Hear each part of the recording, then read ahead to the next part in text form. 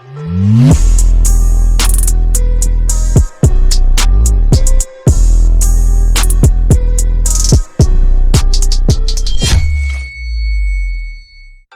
up YouTube? Today I'm bringing you an RPG Maker MV tutorial for the smithing and smelting system that I have set up. I'm mostly doing this for a friend of mine who requested a video to see how it's done. So I figured I would just make it and put it on YouTube rather than sending it to him direct, so anybody else who's wanting to implement a blacksmithing system into their game can have a little something to go off of.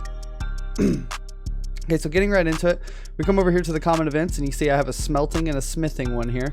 If we go into the smelting, we're just going to give this a quick little look over and you'll see a bunch of stuff. It looks intimidating, but this is all very easy. It's all conditional branches. So when you first click on the smelting event, it's going to ask you what you would like to smelt. It's going to give you options: smelt iron, smelt copper, smelt steel. And then depending on which one you pick, it's going to do basically the same thing. What it's going to do whenever you select one is it's going to check to see if you have an iron ore in your inventory. And if you do, it's going to say smelt one into an iron bar, yes or no. You pick yes, and then it's going to do a little animation of your character stepping to make it look like he's working on something. It's going to play some sound effects, and it's going to do a quick little event. It's going to take one iron ore out of your inventory, add one iron bar into your inventory, and it's going to increase your blacksmith experience by 1. And we'll get into that later. And then it's going to turn off the stepping animation. It's going to say iron ore has been smelted into iron bar. And this is going to do the same process for copper and for steel. But when we get down here to steel, it's a little different because, as you see, steel looks for an iron and it looks for coal, because you need one iron bar and one piece of coal in my game to make a piece of steel. So it's just conditional branching again. It does the same exact stuff here, except the items change. And you get 2 XP from steel instead of 1. So if we go over here to the smithing tab, this is where things get a little more complicated. But again, it's essentially the same setup as the smelting. It's just a bunch of conditional branches. So what type of item are you trying to craft is going to be the first thing that pops up, and it's going to give you the choice of weapon, armor, equipment, pickaxe, or leave. And depending on which one you pick, it's going to give you another branch of options: copper, iron, and then it's going to ask you sword or whatever. And that's going to split off and be copied down here in everything. And it's just like the smelting, except in these, we're controlling a variable for how much something costs, and it's going to equal the number of iron bars that you have on your character. So then basically, if the number of iron bars you have on your character is greater than or equal to 4, then it takes 4 iron bars and gives you the sword, effectively making an iron sword cost 4 iron bars to craft. And you get your blacksmith XP from it, and then again it does some sound effects, a little animation, and tells you what you smith.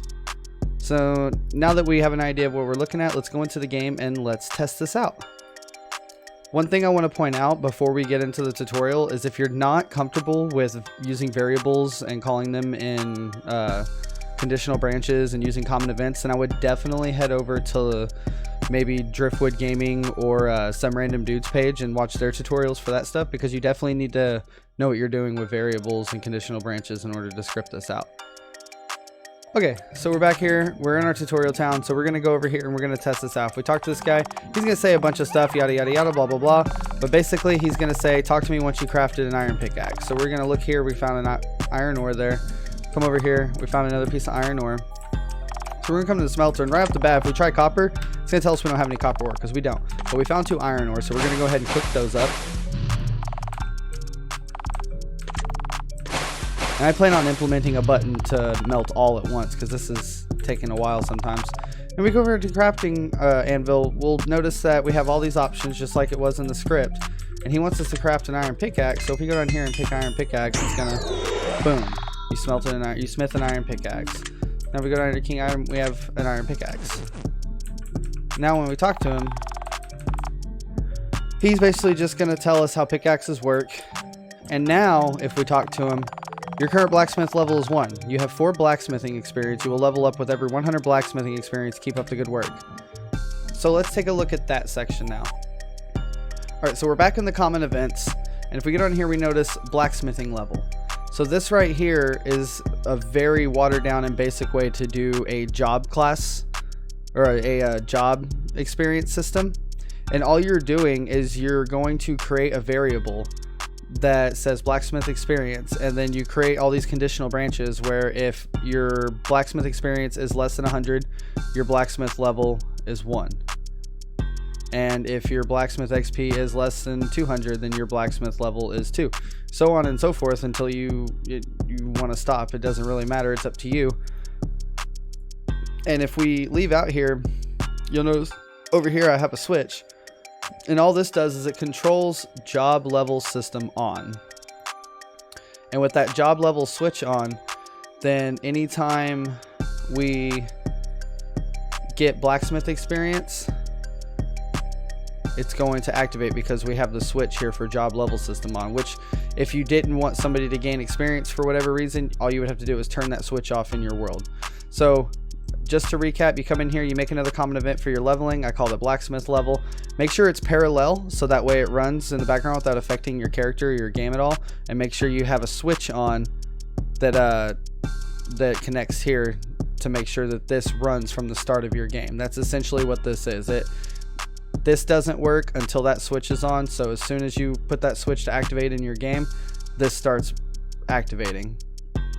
And then whenever we go to this guy, we come over here, he says your current level is variable 16, you have variable 15. This is my blacksmith level variable, and this is my blacksmith experience variable. So I'm just referencing those from the system, and you will level up every blah blah blah blah blah. And that's pretty much it, guys. That's how you can easily implement a smelting and blacksmithing job into your game, complete with an experience tree. I plan on updating this and adding in gateways through the smithing to where you have to be a certain level to use a certain material. And whenever I update it, I'll go ahead and update this video as well and show that off. If you liked this video, go ahead and give me a like and a subscribe. This is my first YouTube video and my first RPG MV tutorial. If you want to see another tutorial, just let me know down in the comments what you'd like to see, and I'd see if I can maybe help you out. But until next time, guys, I'm High King Arthur, and thank you guys so much for watching. Peace.